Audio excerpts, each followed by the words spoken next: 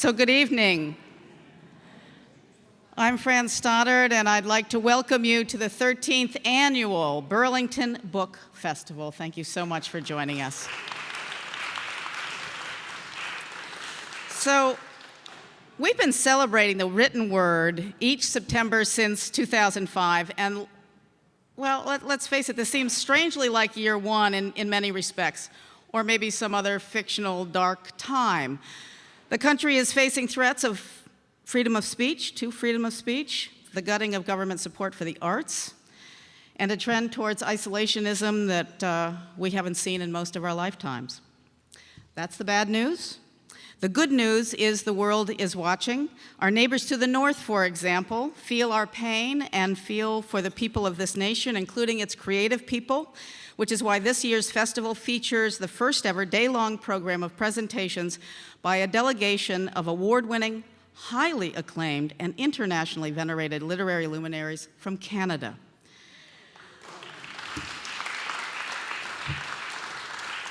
They reached out to the organizers of this festival. They offered to come from every corner of that country to show their solidarity with us and with our creative population. Wow. Check out the website and you'll find details under special events.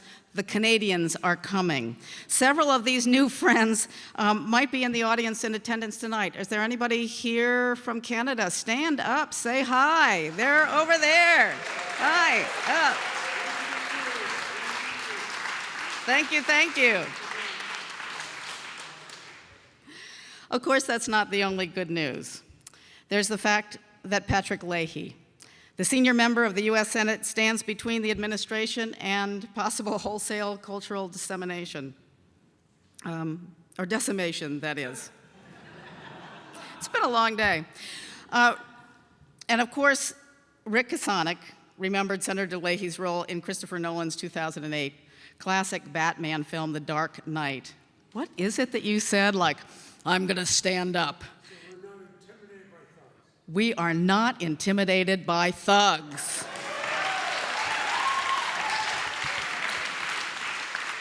So as our founding director and film critic Rick Kasonic sees it, this is not the senator's first rodeo with a joker. His words, I'm not political in that way. More on our congressional guest of honor in just a moment. The 2017 festival weekend includes readings, signings, panels, seminars, exhibits, book launches, school programs, musical performances, a type-in, cookbook demos, the 11th annual Grace Paley Poetry Series curated by Major Jackson, a benefit concert by the world's most famous typewriter orchestra, workshops, the first annual John Elder Robeson Roundtable for families with special needs, a virtual reality demo that's virtually mind-blowing, I hear, and the world's only silent auction of selected volumes from the extensive personal collection of the late, great Warren Zevon that they're calling Lawyers, Guns, and Many, Many Books. From Champlain College students to the Emergent Media Center, to the award-winning literary legends that are here, the festival has brought another remarkable lineup of eclectic, gifted, thought-provoking, and truly international authors and artists to Burlington, and we hope you spend a good chunk of your weekend here with them and with us. I'd like to take a moment to thank many sponsors and donors, collaborators who have made these 3 days possible. In particular, the organizers would like to express their appreciation to the University of Vermont Department of English, CAX-TV, 7 Days, Vermont Public Radio, the Vermont College of Fine Arts, BCA, and the Vermont Department of Libraries for their support. Also, a heartfelt thanks to Amy Tarrant, a generous anonymous donor, Tim Mayo, John and Mary Wilson, the Todd R. Lockwood Family Fund, and the Vermont Humanities Council, without whose tremendous generosity we might be at home sullenly watching CNN or something. So thanks to all of these generous folks and supporters. Thank you very much.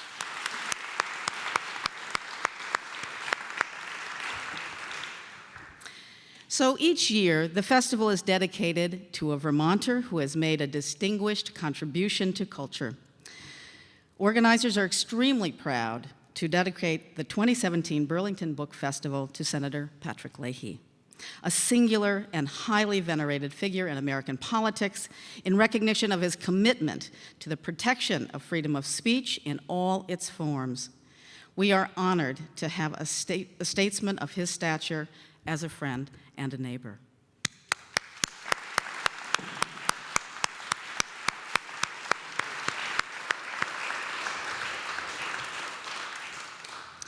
We have two extraordinary members of our community to help us honor the senator tonight. When the New York Times book critic Dwight Garner tweeted, "Tip, follow at Brandon Del Pozo, the thoughtful and sane chief of police in Burlington, Vermont," our festival director, again, Rick, took notice and found the reply even more remarkable. "Thanks, Dwight.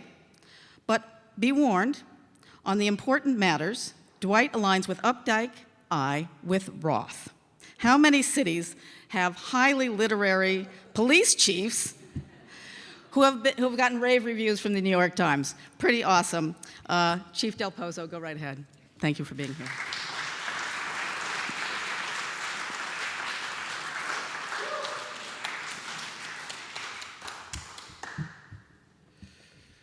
We'll talk about my modern proclivities later on. Maybe Renata Adler, if you want to know who I align with besides Roth. Thanks, Speedboat. So, first of all, how many of you were asked where the bathroom was during cocktail hour? Because I was asked once or twice, and people were saying, it's great to have such high-ranking security here at the book festival, but what I do love about Vermont is this is the only place I know of where a senator, a chief of police can walk into City Hall, and it could legitimately be a book festival. It just says so much about what an intimate state this is. Rick asked me to speak last year. I did. As he knows, I have this, being a native of New York, I have this collection of name-dropping, heavy-hitting literary anecdotes. I hold them dear. I drop Rushdie, Orhan Pamuk, Jeffrey Eugenides, Gary Steingart. I used all of those last year, Rick. They're done.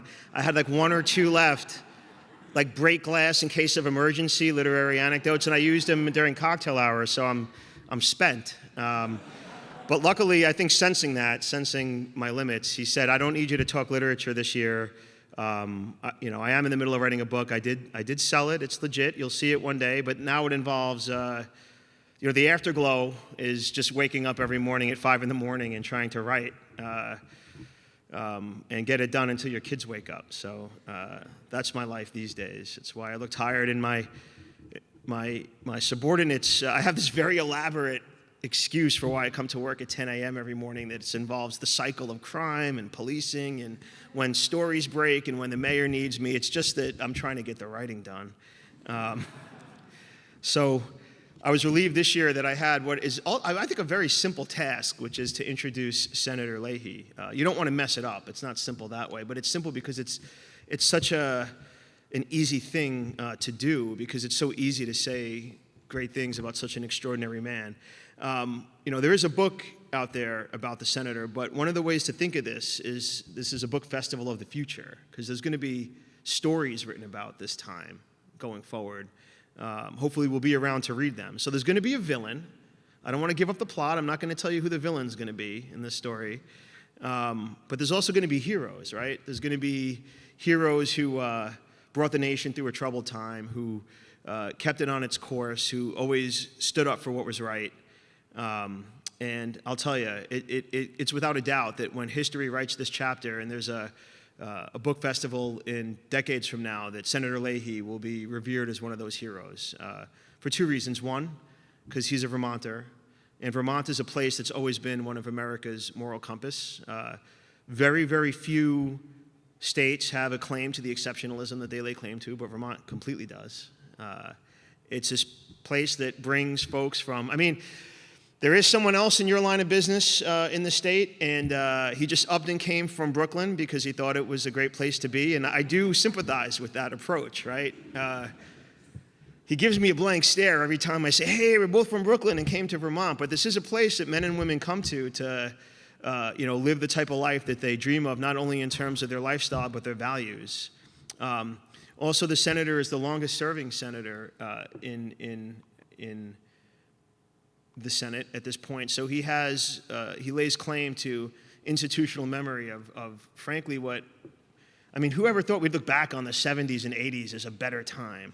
But it was a time where there was more bipartisan compromise. It was a time where the nation was able to come together more readily, where people were able to make progress. And listen, maybe I'm looking back on it with an inaccurate and romanticized view of things, but I think it's easy to look at other times now with a sense of longing and relief. Now,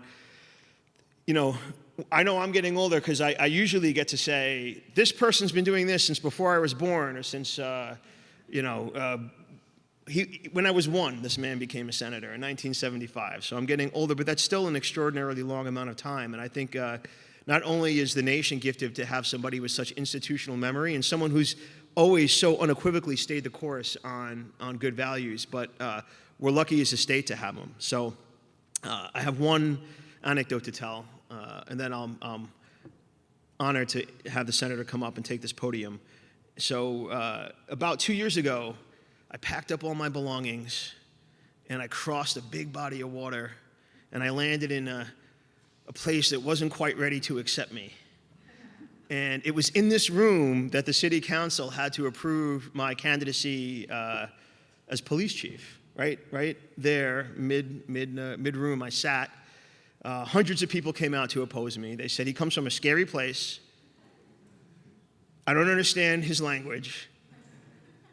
He's got weird ideals, and I think that when more people like him come, it's going to ruin everything that we hold dear. And other people said, no, we have to be tolerant and give this man a chance. He's coming here for our values, and he wants to be a part of our community. And the only counselor who didn't vote in approval of my candidacy was the woman who sold me my house, right? She had to recuse herself. Small town. But there I was a little bit shell-shocked by what was one of the longest city council meetings in the history of the city council.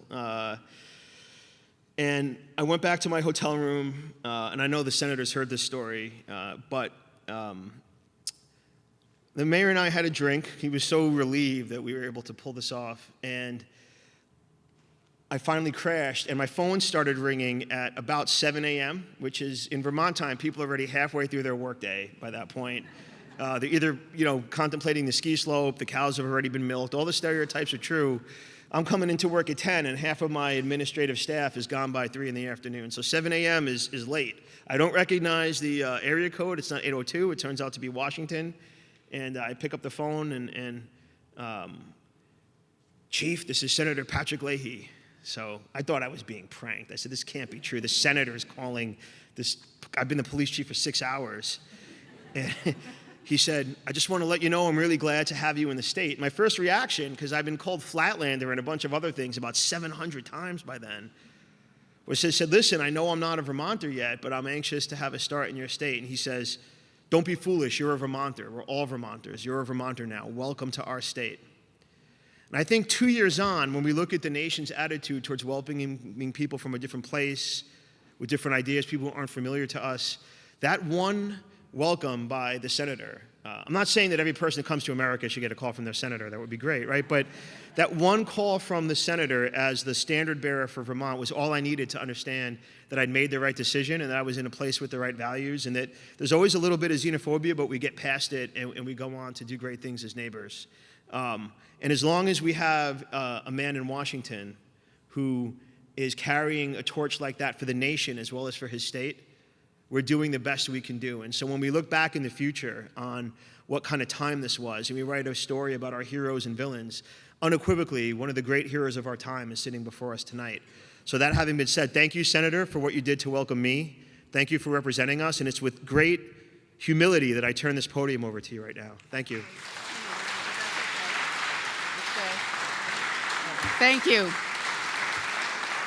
A man and an author to watch. Keep an eye on him. Thank you so much, Chief Del Pozo. And now with another tribute, UVM Elliott A. Brown Green and Gold Professor of Law, Politics, and Political Behavior, but most significantly, a former staffer of the senator. Okay. Yes. Garrison Nelson. Thank you. All right.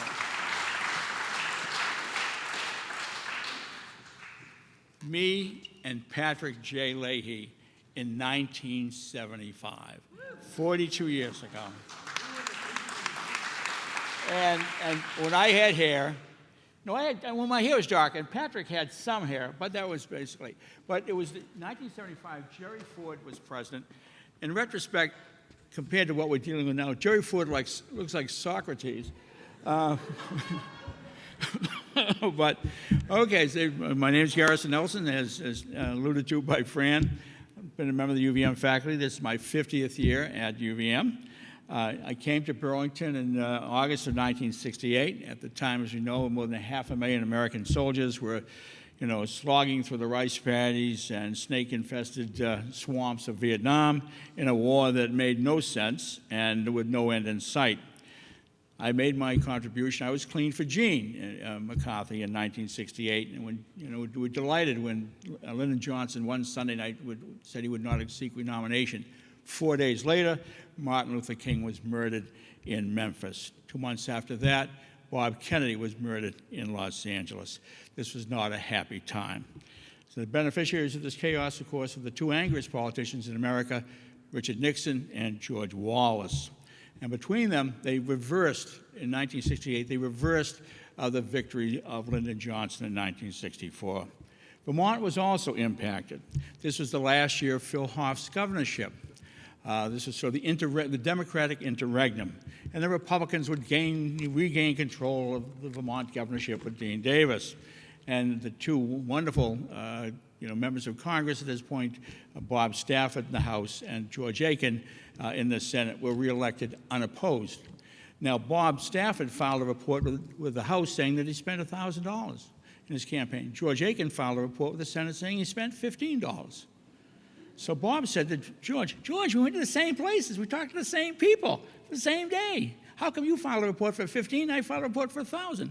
Aiken said, Bob, you were campaigning. I was visiting.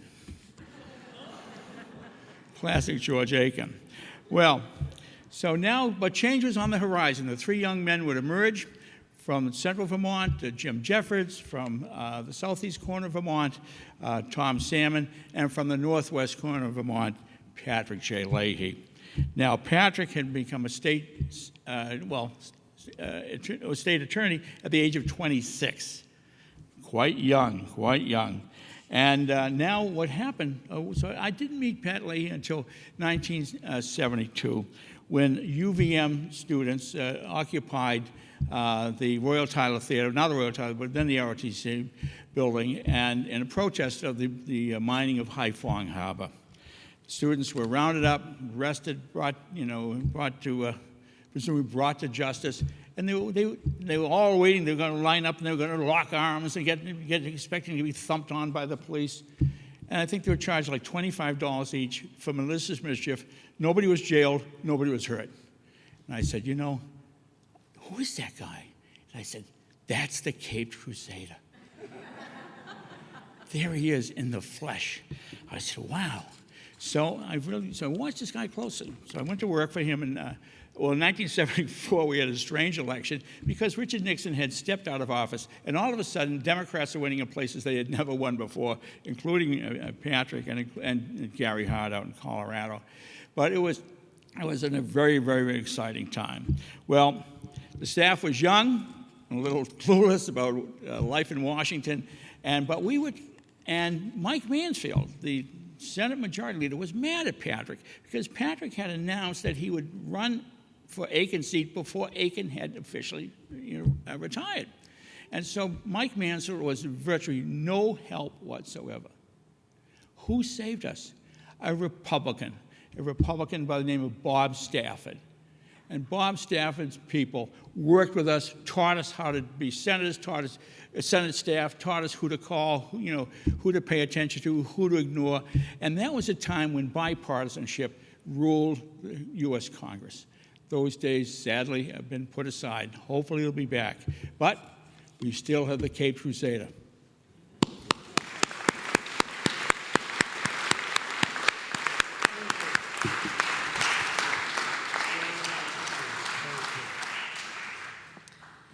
I have the honor, and then I'll let you speak, of giving this plaque to you. Thank you so much. to give it up for Senator Leahy.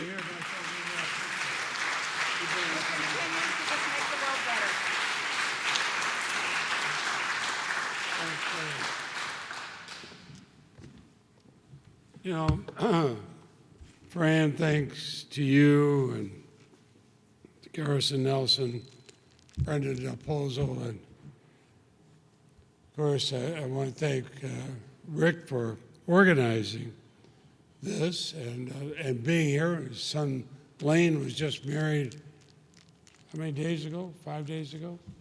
His son Lane had also been interned in my office, but let me just mention a couple of things when I sit here. Fran, you talked about the First Amendment. I grew up in a family where the First Amendment was sacred. And keep in mind what the First Amendment guarantees. Guarantees the right of free speech, even unpopular speech. And it guarantees the freedom of religion, any religion.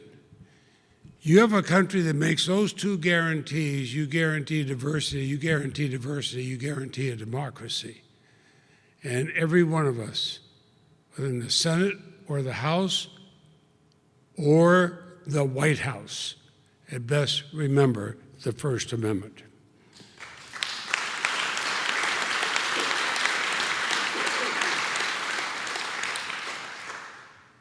And Garrison Nelson, as we call him Gary Nelson, some of us who still have some hair, but gray.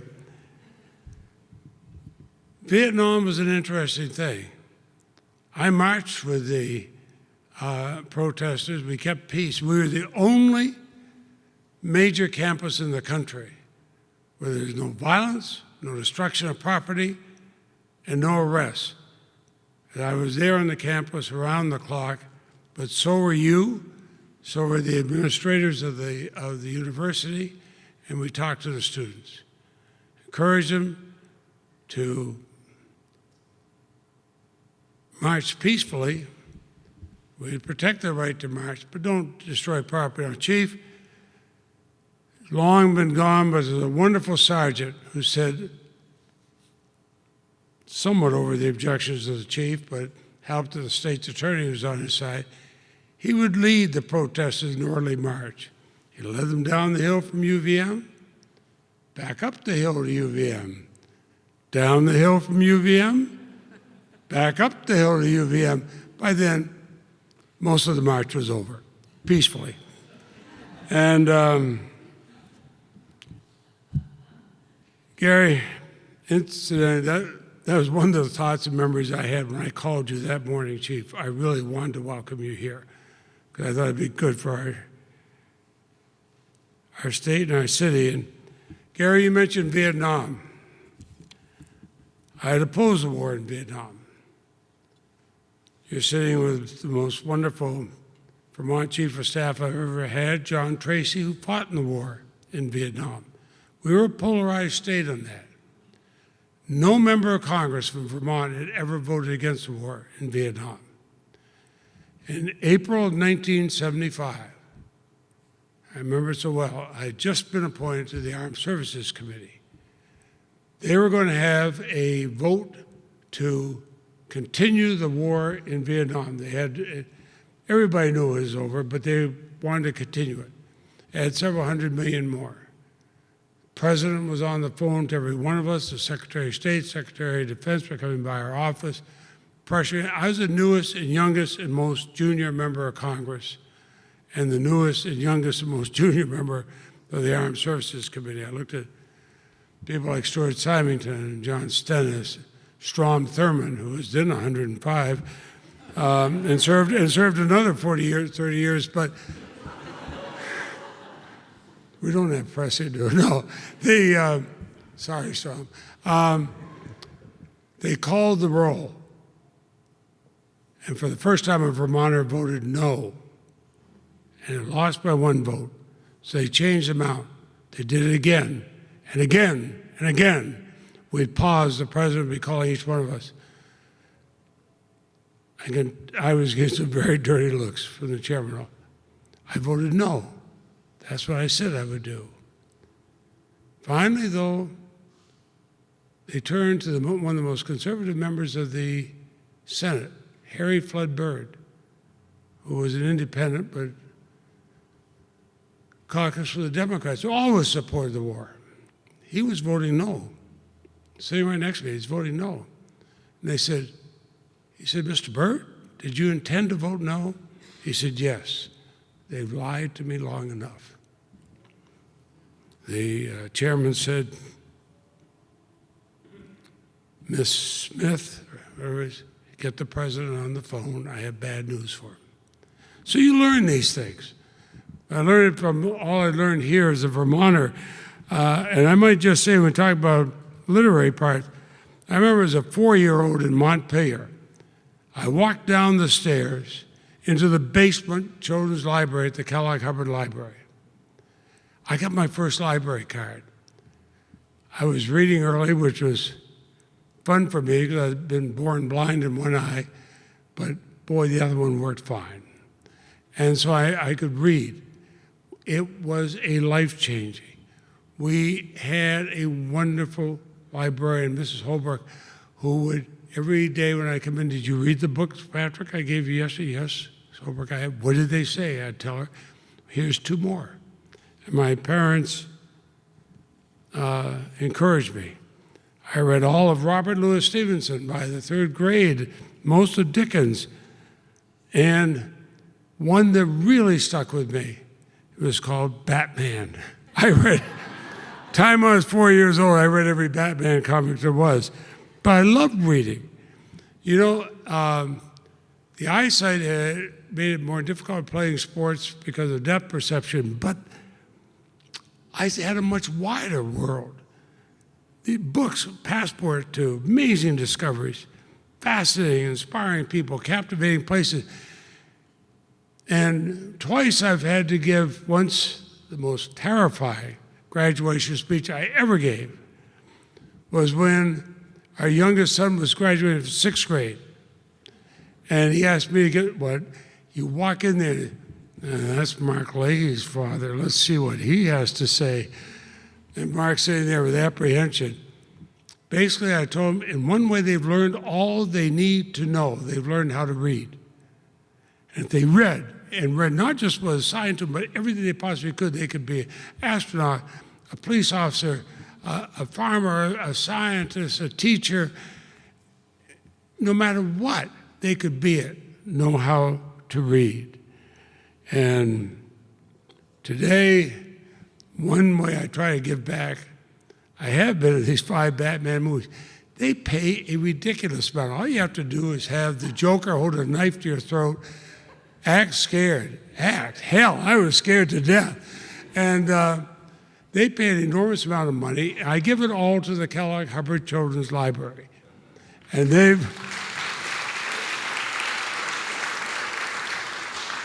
you no longer walk downstairs. Now you go up to a nice big 2-story building, and it's fun. I even got to volunteer to read to 4- and 5-year-olds one morning, and somebody handed me a puzzle. I couldn't figure it out. I grabbed my cell phone. I said, I need some help. Burst of smoke. The door opens up. In walks Batman. You should have seen these kids. Batman couldn't figure it out either. The children, all based on things they had read, deciphered the clues as we all thought they would. So when he was leaving, he said, I want to thank you, children. Oh, you're welcome, Mr. Batman. And I talked to the actor later. He said, I got a couple kids, I want to pick them up and hug them, but there's very sharp edges on the suit. I could see them coming, when the kid's coming home. Jimmy, scratch your face. You've been fighting again? No, Mommy, that's what Batman hugged me. Don't you lie to me. Go to your room. So fortunately, he didn't. But books make us better citizens. It's not just the work. They can also be a way to relax.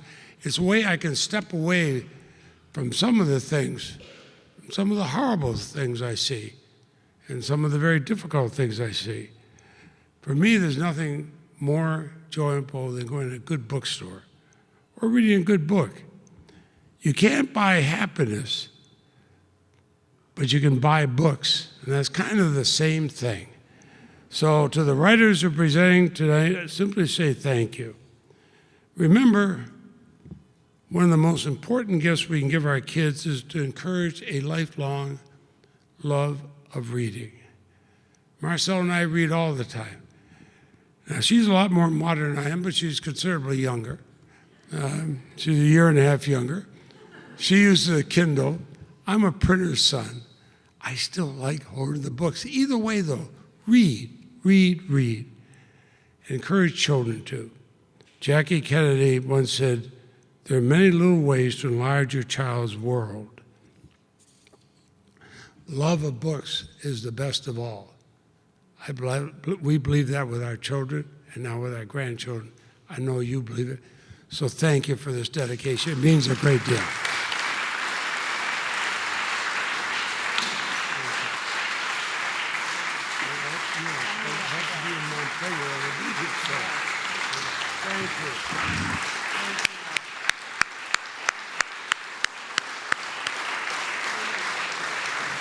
Thank you, Senator Leahy.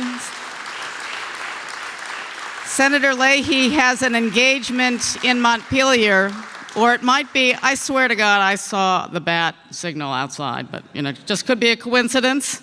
But we are so grateful that he came here before having to leave this evening.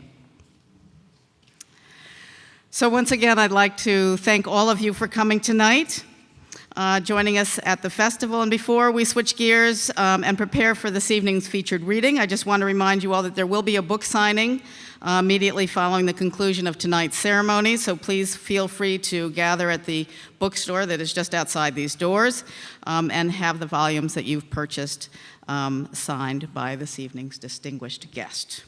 And I will be taking him right out right after this, so no mingling with him, because that's another part of my job. I just thought I'd say it now. And now to introduce our headlining artist, the curator of the 2017 Grace Paley Poetry Series, one of the best friends this festival has been fortunate to have, and a poet who's headlined his share of events around the world. Please welcome Major Jackson. Oh, there you go.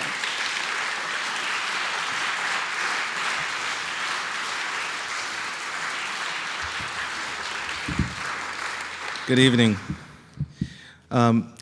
Tonight is a special occasion for several reasons. In addition to celebrating books and those who put a premium on literacy and freedom, in a few minutes, we will delight in hearing from one of the foremost purveyors and guardians of American culture.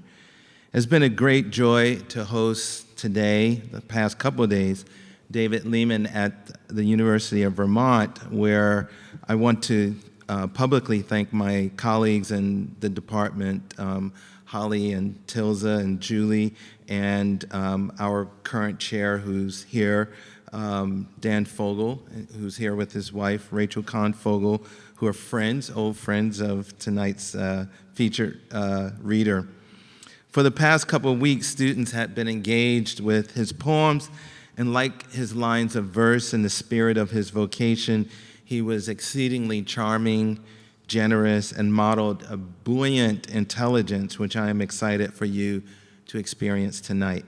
Over the past 3 decades, through his many books and poems and edited volumes, David Lehman has shared with acute intelligence the richness of our culture, modeling an engagement with the literary arts that affords, and popular arts, that affords meaning to our lives and makes room for future generations of aspiring writers and critics to proceed with his achievement in mind. From Frank Sinatra to W.H. Auden, from murder mysteries to the Great American Songbook, he has made a career of making relevant the unique flavor of America. As series editor of the Best American Poetry, has helped us to not only value the fine and varied voices in our poetry, but also to take stock in the enduring relevance of an art form that gives us a portrait of our inner lives. Personally, for me, I have turned to his poems and the discipline behind them. Frank Sinatra once stated, one of his heroes, "I'm not one of those complicated, mixed-up cats. I'm not looking for the meaning of life. I just go on from day to day, taking what comes. This is what I love about David's work. Similarly, he's not questing for some deep interrogation of the human, but possesses the breeziness and personal spirit of a Frank O'Hara poem, yet everywhere is the arc of an argument with the world, as Robert Frost phrased it. Except David is likely to hold forth with a martini in hand while telling a terrific anecdote about one of his friends and mentors, the John Asbury. He is a raconteur among famous raconteurs, an American wit whose abiding dedication to the arts is one of the highest examples of a contemporary man of letters. The author of 17 books, including Sinatra's Century, 100 Notes on the Man and His World, The State of the Art, A Chronicle of American Poetry, The Last Avant-Garde, The Making of the New York School of Poets, Signs of the Time, Deconstruction and Fall of Paul de Man. He is the series editor of the Best American Poetry, and I'm thrilled to welcome him to the Burlington Book Festival. Please join me in welcoming him.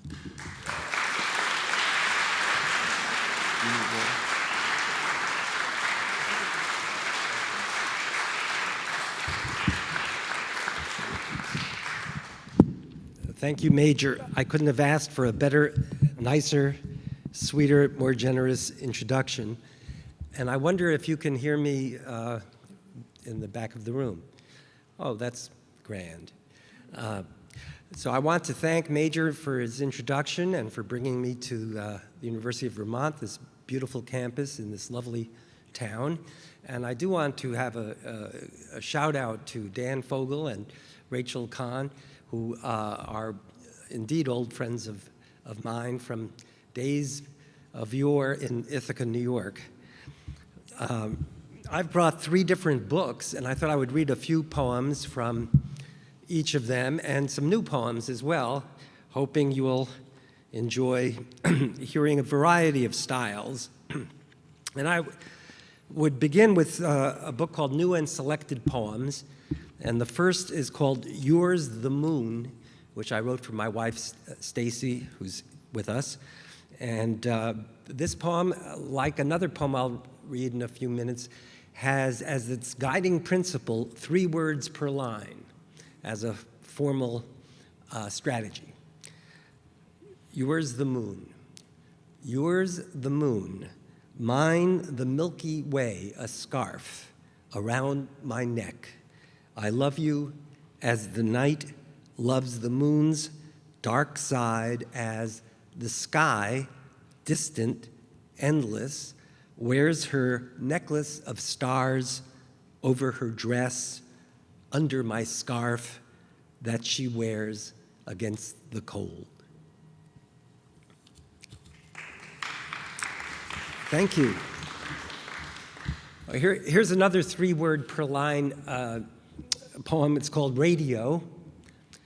I left it on when I left the house for the pleasure of coming back 10 hours later to the greatness of Teddy Wilson after you've gone on the radio, on the piano, in the corner of the bedroom as I enter in the dark.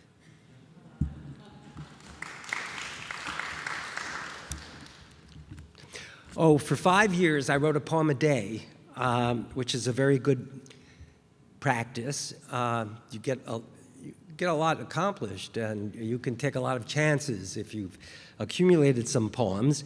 And Dan and Rachel know a friend of ours named A.R. Ammons, Archie Ammons, who was the poet in residence for many years at Cornell University.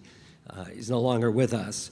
But he's mentioned in one of my daily poems. This is March 15, because all the daily poems have dates instead of titles. March 15, wisdom has the logic of a haiku, not a syllogism. The difference is spring, the light lasting longer in March, the month of mud. When hungry, eat. When angry, cool off. If a woman named Karen comes to check your gas meter, do not jump her Everyone's in the mood. I haven't seen a crocus or a rosebud, but it might as well be spring on the radio. Archie phones and says he's high on coke, which in our private code means he's bullish on Coca-Cola stock, which has already doubled and split. But just wait till they get to China.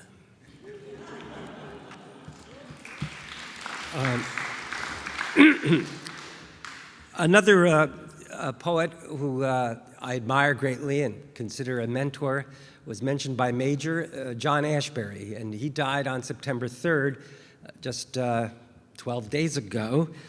But he's mentioned in another one of the daily poems. This one is August 16. I'm still here, Ithaca. The students are back.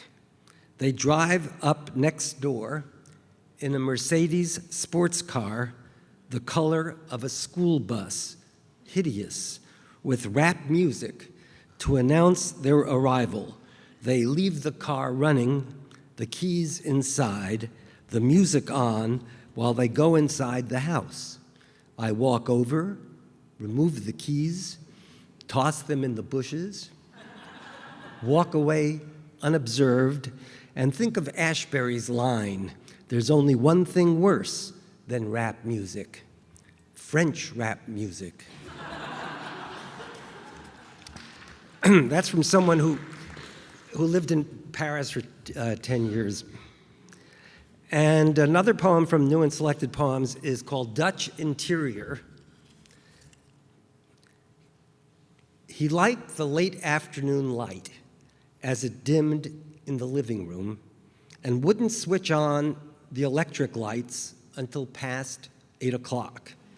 His wife complained, called him cheerless, but it wasn't a case of melancholy. He just liked the way things looked, in air growing darker so gradually and imperceptibly that it seemed the very element in which we live. Every man and woman deserves one true moment of greatness, and this was his. This Dutch interior entered and possessed, so tranquil and yet so busy with details. The couple's shed clothes scattered on the backs of armchairs, the dog chasing a shoe, the wide open window, the late afternoon light.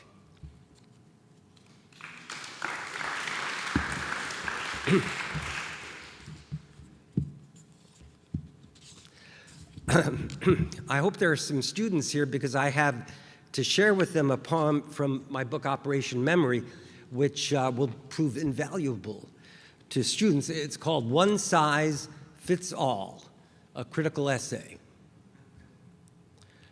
Though, already, perhaps, however, on one level, among other things, with, in a similar vein, to be sure, make no mistake, nary a trace. However, aside from with, not, and not, rather manifestly indeed, which is to say, in fictional terms, for reasons that are never made clear, not without meaning, though, as is far from unusual, perhaps too late. The first thing that must be said is perhaps, because, and not least of all, certainly more, which is to say, in every other respect, meanwhile. But then perhaps, though, on the whole, alas. Moreover, in contrast, and even admittedly partly because, yet it must be said, even more significantly, perhaps, in other words, with, whichever way, one thing is clear, beyond the shadow of a doubt.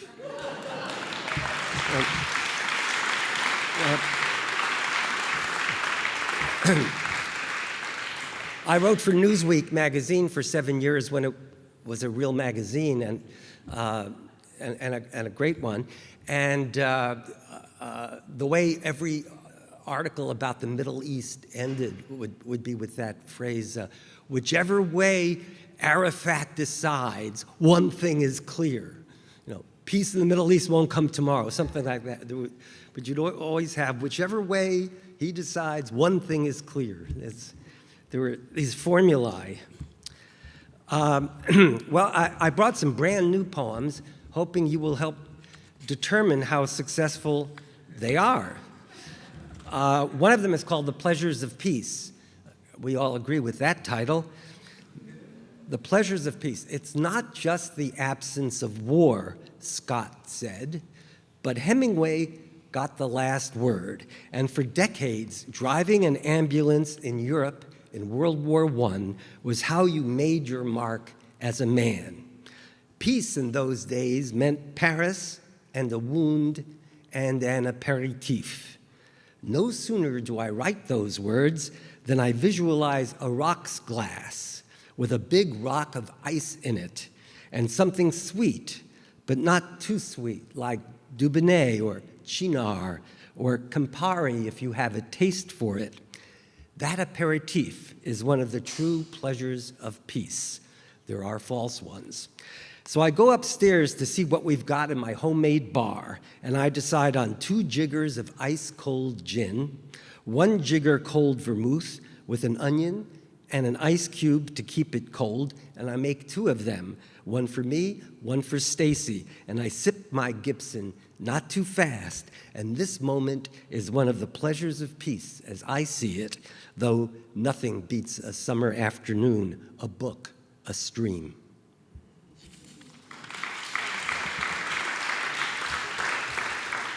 Well, Stacy and I visited Las Vegas for the first time, and maybe the only time. Recently, it's a real eye-opener, like Buñuel's movie On Chien Andalou. I wrote this poem, Second Honeymoon. Every day I see you naked is a great day, the gentleman says, and his wife puts on a black bra and matching panties, and it's like a second honeymoon, plus caviar and champagne in the afternoon, singing songs by Kern and Gershwin, played in a florid manner by the piano player with the cosmetic face who went to Juilliard, never dreaming that he'd end up here in the lobby of the Bellagio in Las Vegas. I think I probably owe that line to my wife. Gives me some of my best lines. There's a wonderful song called You're My Thrill that Helen Merrill, a very fine jazz singer, sang. I found inspiration in the phrase, you're my thrill. And it's in 2 parts. 1, you're my thrill, my joint, my shot, my magic pill. I dwell in that gaudy den of smoke and mirrors where, when you close my eyes, I take a trip to paradise, a casino where I always win, as long as I'm within the grip of the labyrinthine dream I'm in. I may never get wise, may never disbelieve these lies, yet I know I must get high. 2, admit it, you're one of us. You didn't miss the bus. You need to get drunk on wine or weed or stronger junk. Maybe you're addicted to kinky sex, bouncing your checks, blaming your ex, imitating Oedipus Rex. Or maybe you need a fix of speed, acid, ecstasy, sin, coke, angel dust, gin, or the white magic of heroin. You know it's true, and you know who. You're my thrill. Where's my will? To you, therefore, I repeat the sweet, immortal words of Charles Baudelaire and declare, drink in hand, bidding you goodbye, you must get high. Baudelaire wrote a poem called Enivrez-vous, which means you must get high, you must get drunk. And it's a very good poem. Here's a poem without a title, just called Poem. In 1998, when Sinatra died, my mother called to console me. I said, well, he was old. He was 82. That's not old, my mother said. She had turned 83 that January. And last Sunday, I was talking to John Ashbery 2 weeks after he turned 90. He expressed his sympathy on the loss of Stacy's mother. I said, well, she was 90 years old. Yes, he said, we 90-year-olds, and left the sentence unfinished. And the man who makes the same mistake twice is exonerated. That last line is a lift from John Ashbery. It must have been something cosmic, because I wrote all these poems about John Ashbery and phoned him just 2 days before he passed. Well, here's a poem called An Existential Threat. It used to mean one thing. A Cleveland man tells his wife he's going to buy a pack of cigarettes. Then he gets in his car and drives vaguely south. The cops draw a blank. The frantic wife refuses to give up hope, and when the cops strike out, she hires a detective agency. Years go by. She forgets about it, moves on with her life. 5 or 6 years later, the husband resurfaces, living in Columbus, and he is married to the same woman, with the same kids, the same backyard, the same everything. In bed at night, with his wife asleep beside him, the husband uses a flashlight to read a thin novel about a man who leaves his wife and takes up with the waitress who brings him his whiskey in a rocks glass. That man was enduring an existential threat, though later it got downgraded to a midlife crisis, as a hurricane gets downgraded to a tropical storm. That's what the term used to mean. Now it means they want to wipe you off the map. Have you noticed how existential is that? It means something else.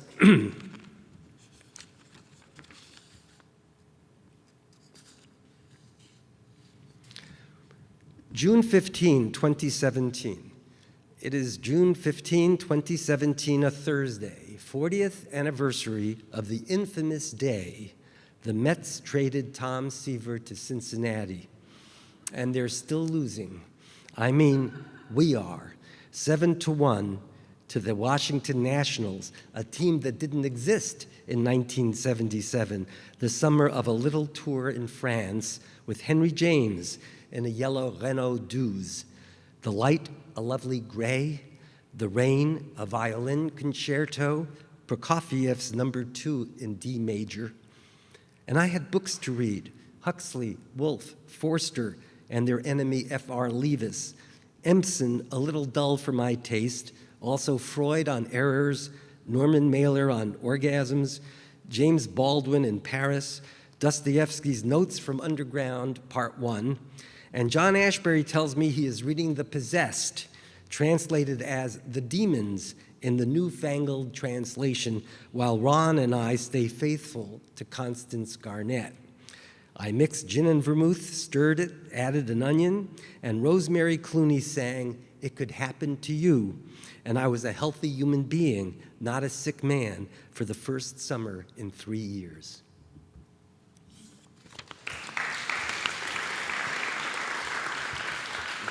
Oh, you're very kind. My most recent book is called Poems in the Manner of, and every poem is either an homage to a poet that I admire, going all the way back to Catullus and Libo, and forward to the contemporary poets, either an homage to, a parody of, a translation of. I have some translations in here, and I'll try out some of these on you. Now, Catullus, the Latin poet, is the bawdiest poet who ever wrote. Now, a lot of people don't know that because they had to read expurgated versions when they were in prep school.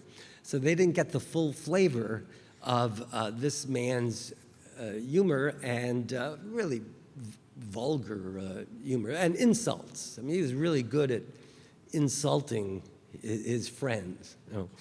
So here's a poem in the manner of Catullus that's subtitled "To a Critic." You made the mistake of praising my pain, Flavius. This the connoisseurs of cool, whose approval you seek and shall never gain, could not condone. You should have known better. They made you feel like a fool. You joined in the laughter, but it felt bitter. And ever since you have panned all work of my hand, with the result that I too despise you, and I do not wish you well. Yet I took no pleasure when I heard Junius tell Callista, your wife, had cuckolded you with her yoga teacher.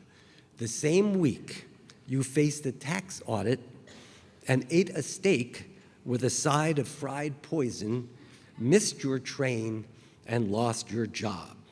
I feel your pain, Flavius. Not even a schmuck like you deserves such lousy luck.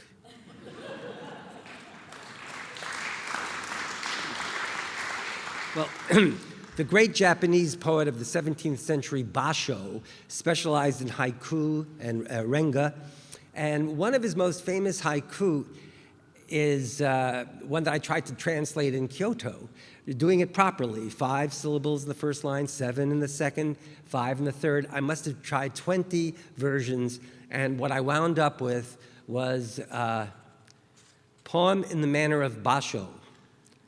Pond, frog, splash. That's Basho. Now, my father was a refugee from Nazi Germany, and like all school children in Germany and Austria, my parents knew Goethe and Schiller's poems by heart, some of them. And my father's favorite was a very short lyric of Goethe's called Wanderers Nachtlied, which I felt had never been translated well, so I tried my hand at it. Goethe's Night Song. Over the hills comes the quiet. Across the treetops, no breeze blows, not a sound. Even the small birds in the woods are quiet. Just wait, soon you will be quiet too.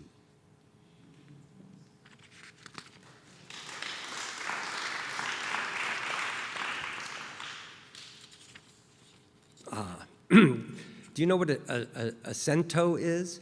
A cento is a poem that consists of lines lifted from other poems. And it's a great way to write because you can just, T.S. Eliot said, immature poets imitate, mature poets steal. A cento is one of the cool ways you can steal, And I like the romantic poets. So here's cento, the true romantics. Every line lifted from one or another romantic poet. I hid my love when young till I heard the thunder hoarsely laugh, heard the skylark warbling in the sky, for the eye altering alters all. But with a sweet forgetting and a heaven in a wild flower, the awful shadow of some unseen power hath had elsewhere its setting. I would build that dome in air, and in the icy silence of the tomb, for the sword outwears its sheath, and whom I love indeed, and all I loved alone, ignorant and wanton as the dawn. Now, a romantic poet about whom many poets have very mixed feelings is William Wordsworth, who probably had the most profound influence of any of the romantics, but in some ways is the hardest to like in his personality, from what we know. But he was a tremendous poet. Here's a poem in the manner of William Wordsworth. I ran with the wind like a boy in the journey of my solitude. When joy surrounded me like an ocean, I could not stand in, but could drown in. And thus was born my theory of joy, alloyed with fear and more subdued than a breeze lifting a lone leaf to a hill of high altitude. If such a thought were vain, to me it yet remains the breath of life itself, greater than grief and lonelier than a cloudless sky. Not even, my sister, my life, not even if death should be thy lot, would I lose faith that I, in body bruised, but with dignity high, with visage grim to meet the pains of sleep, will yet sustain the never-ending poem of my brain.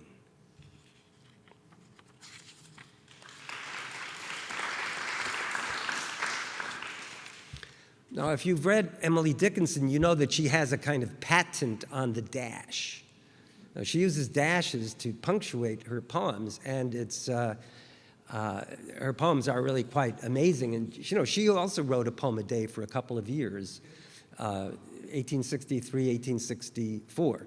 Well, she's not an easy poet to imitate, but poem in the manner of Emily Dickinson, Paradise.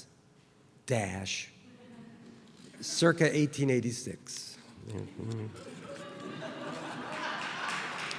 That's, I love multiple choice exam as a form. We've all had many multiple choice examinations, so we know that, but I don't think it's really been used as a poetic form. So I wrote a Freud quiz, and there are 25 questions. I would read just a couple of them. Freud quiz 1. Freud in German means A, fright, B, joy, C, sautéed lightly with olive oil, D, the young eagle, a rank imposter, fled the Reich, E, the same thing it means in German, F, the fourth movement of Beethoven's Ninth.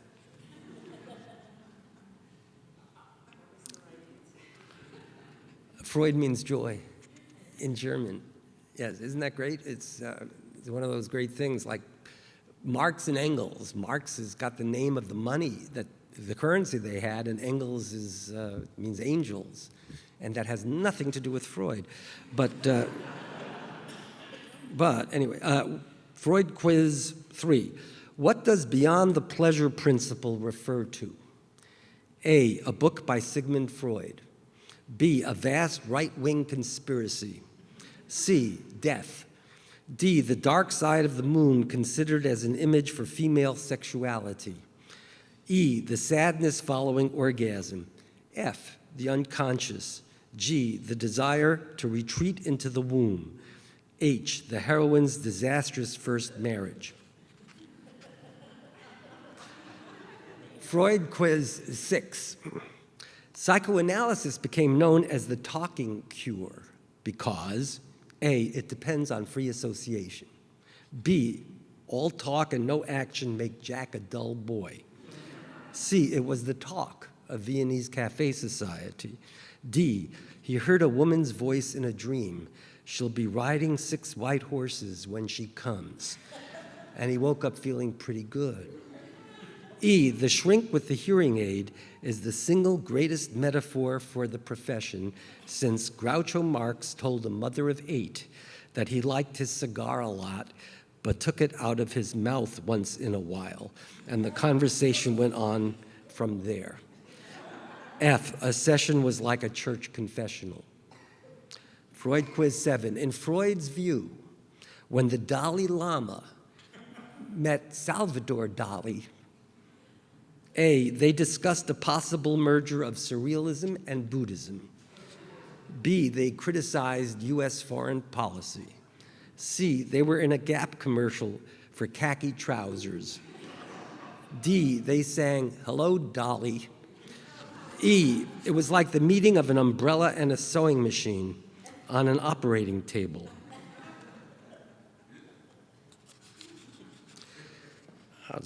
Freud quiz 13. What do women want? A, what they have. B, what they don't have. C, a cigar. D, R-E-S-P-E-C-T. E, next question. Freud quiz 14. Freud's discovery of drives came about because A, some dreams cannot be ascribed to wish fulfillment. B, when Freud played golf in Scotland, he favored drivers over putters. C, he was inspired by the Walter Donaldson song, "You're Driving Me Crazy." D, there was no better way to account for the animal attraction between the sexes, which would otherwise exist in strict opposition. E, there was no other way to explain death. The A was the right answer, which you don't remember. That was strategic. Okay, we'll just. Okay, a Freudian slip is A, a courteous form letter from the New Yorker declining to print your latest effort despite its obvious merit. B, a patch of a woman's white slip strategically exposed beneath her skirt or dress. C, the inability to keep a secret, usually but not always sexual. D, the laughter aroused when a rotund man slips on a banana peel and flies spectacularly to a hard landing on the pavement. E, a mistake attributable to deep subconscious elements in the human psyche. F, an error, as in the joke Jung told Freud about the man, the woman, and the duck entering a bar, which resulted in Jung's expulsion from the movement on the grounds that either woman or duck was code for Jew in that joke. And there's a footnote indicating that a pig figures in the joke, but in a purely rhetorical sense. If you tell an animal joke, your chances of getting a laugh will improve if you make the animal a duck, Jack Benny told an interviewer. Now, it's very famous that, Freud fainted once in Jung's company. One August day in 1909, Freud fainted in Jung's company because, 1, he was eating lunch and the schnitzel disagreed with him. 2, he felt a sexual attraction to Jung. 3, Freud had slept with his wife's younger sister, and Jung threatened to blackmail him after hearing him talk about it in his sleep on the trip the two men took to America. 4, they were having an argument about something trivial when Jung revealed himself to be a virulent anti-Semite. "You're next," he said with an evil laugh. He kept repeating, "Jude, Jude, Jude." 5, either Freud said the father of monotheism must have hated his own father and Jung gave him a dirty look, or Jung told Freud the joke about the man, the woman, and the duck entering a bar. 6, Jung said the spring weather made him feel like a young man. From this innocuous remark, Freud knew that Jung was an imposter. "You were never Jung," Freud cried. Well, we'll skip, but there are 25 of them, all in the similar vein, but with a different needle.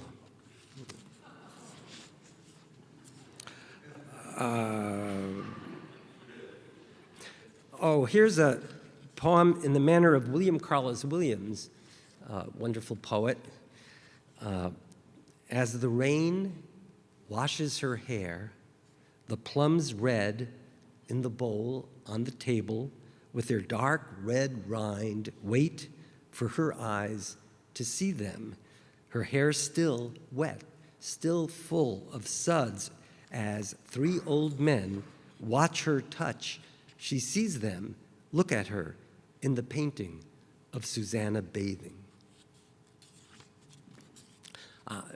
two poems in the manner of Edna St. Vincent Millay. Edna St. Vincent Millay is a very underrated poet. She was tremendously lauded and celebrated in her lifetime, and as a result was punished later for being famous and successful, and perhaps for being a champion of free love and avant-garde art. But one thing I noticed about Edna St. Vincent Millay is that if you kept the first and last word of her lines and omitted the rest, you get a lot of what she's doing. So here's an example. One, I presently and jest and see and breast, and all my pretty follies flung aside, that gaze, naked pride, spread ways. I remained but one more dream, cherish gained and supreme, a ghost you knew who would have loved you in a day or two. Two, what and why I have forgotten, and what arms have lain under head. But rain is full of ghosts that tap and sigh upon reply, and pain for unremembered lads that not again will cry. Thus the lonely tree, nor one yet before, I have come and gone, I, me, a little while, no more. Well, Dorothy Parker is another underrated poet, very witty member of the Algonquin Round Table, and she's very well known for a two-line poem which she called News Item, and the two lines are, men seldom make passes at girls who wear glasses. Well, that's no longer true, of course, since they've become fashion accessories.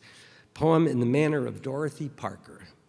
Dorothy Parker, who wrote witty stories, did not foresee that spectacles would become fashion accessories. Men seldom make passes at girls who wear glasses.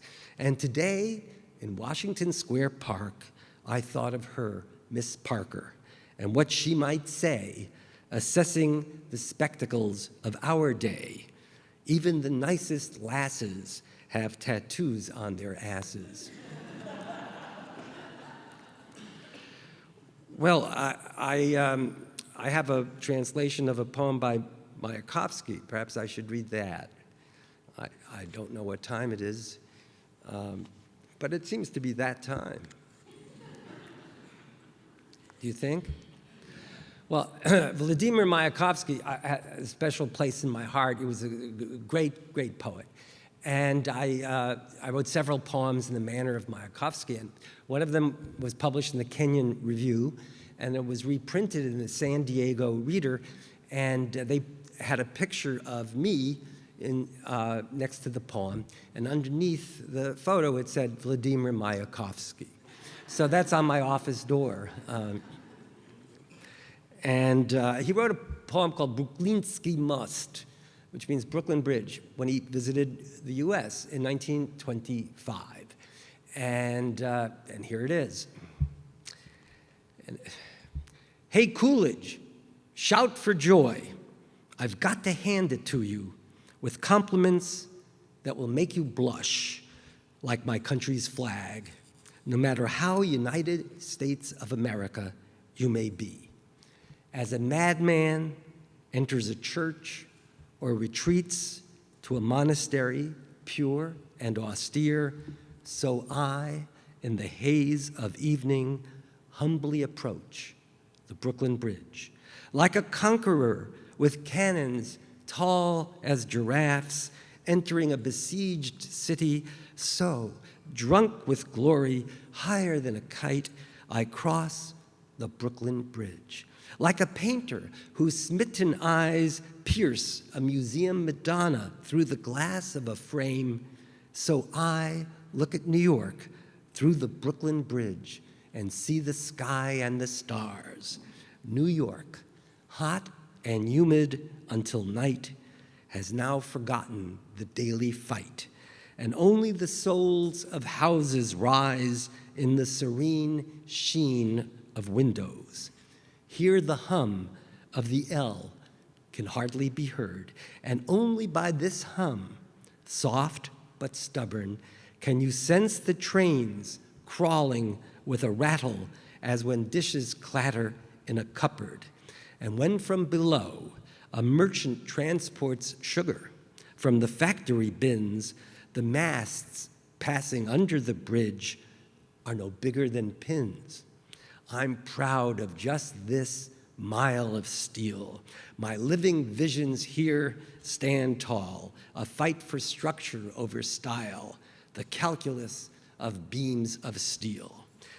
If the end of the world should come, wiping out the earth, and all that remains is this bridge, then, as little bones, fine as needles, are assembled into dinosaurs in museums, so from this bridge, the geologists of the future will reconstruct our present age. They will say, this paw of steel linked seas and prairies. From here, Europe rushed to the west, scattering Indian feathers in the wind. This rib reminds us of a machine. Imagine having the strength while standing with one steel leg in Manhattan to pull Brooklyn toward you by the lip. By these cables and wires, I know we have retired the age of coal and steam. Here people screamed on the radio or flew in planes. For some, life was a picnic. For others, a prolonged and hungry howl. From here, desperate men jumped to their deaths in the river. And finally, I see, here stood Mayakovsky, composing verse, syllable by syllable. I look at you as an Eskimo admires a train. I stick to you as a tick to an ear. Brooklyn Bridge, you're really something, aren't you? Thank you.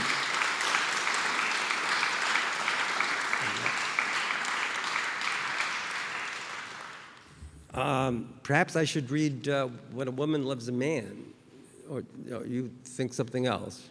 No, this advisor of mine over here is the boss. What do you think? Or Story of My Life. Which one do you think I should read? She doesn't know. No, she's a very diplomatic individual. Okay. Okay, where is it? When a Woman Loves a Man.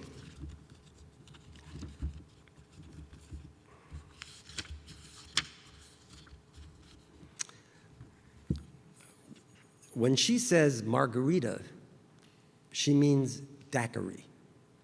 When she says quixotic, she means mercurial. And when she says, I'll never speak to you again, she means put your arms around me from behind as I stand disconsolate at the window. He's supposed to know that. When a man loves a woman, he is in New York and she is in Virginia, or he is in Boston writing and she is in New York reading, or she is wearing a sweater and sunglasses in Balboa Park, and he is raking leaves in Ithaca, or he is driving to East Hampton and she is standing disconsolate at the window overlooking the bay where a regatta of many-colored sails is going on while he is stuck in traffic on the Long Island Expressway. When a woman loves a man, it is 1:10 in the morning. She is asleep. He is watching the ball scores and eating pretzels, drinking lemonade, and 2 hours later he wakes up and staggers into bed where she remains asleep and very warm. When she says tomorrow, she means in 3 or 4 weeks. When she says, we're talking about me now, he stops talking.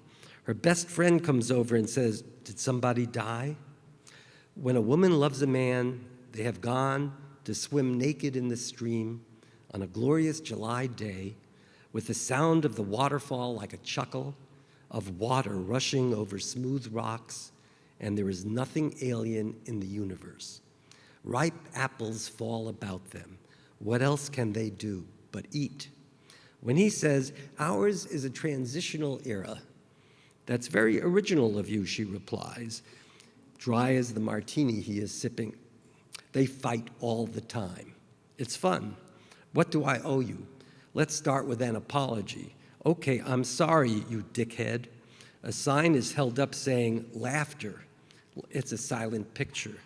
I've been fucked without a kiss, she says, and you can quote me on that, which sounds great in an English accent. One year they broke up 7 times and threatened to do it another 9 times. When a woman loves a man, she wants him to meet her at the airport in a foreign country with a Jeep. When a man loves a woman, he's there. He doesn't complain that she's 2 hours late and there's nothing in the refrigerator. When a woman loves a man, she wants to stay awake. She's like a child crying at nightfall because she didn't want the day to end.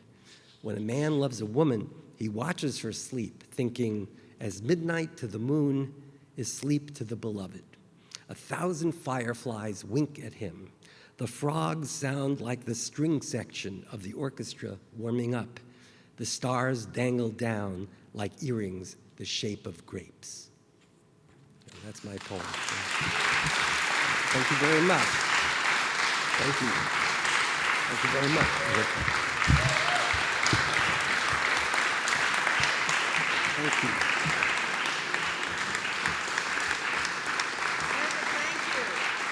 What a great send-off for the 13th Annual Burlington Book Festival. Oh, it's great to be here for the Burlington Book Festival, Yeah. Fran. Fantastic. Thank you so much. And David will be out signing. Have a wonderful, wonderful weekend. Thank you all for joining us, and thank you for such a wonderful evening, David. Thank you, Fran. Thank you all very much.